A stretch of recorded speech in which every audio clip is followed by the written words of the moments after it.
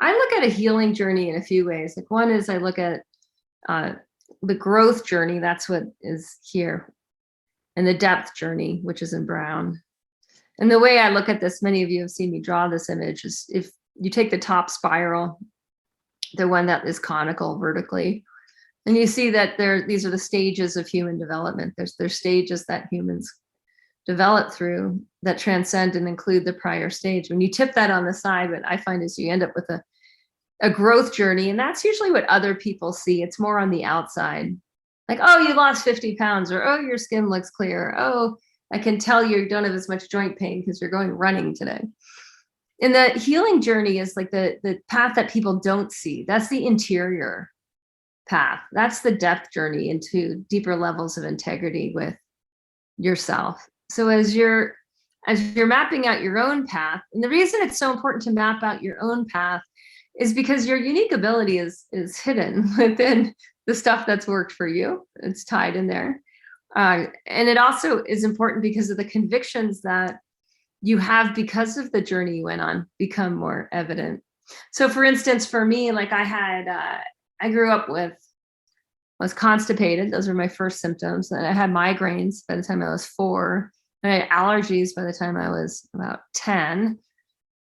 And then I started having PMS symptoms by the time I was in college, but none of the prior symptoms went away. So then by the time I was in college, I had the PMS symptoms and the allergies and the headaches and the constipation. And the reason that's important is by the time I found Ayurveda and started to detox my physiology, and by the time I found yoga and started to learn how to coordinate my breath body and coordinate my physiology into a unified field of consciousness, I didn't know that all those symptoms were related.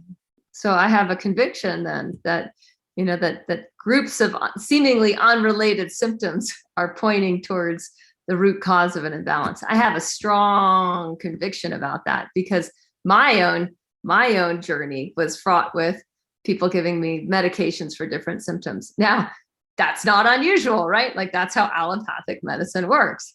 So what I'd like you to do is really get a sense of like what didn't work for you and what did work for you, because it's both important. It's both really important what didn't work. And I could also look at, well, what didn't work was the kind of medicine that was covered by insurance versus the kind of medicine that was available via my own out-of-pocket expenses.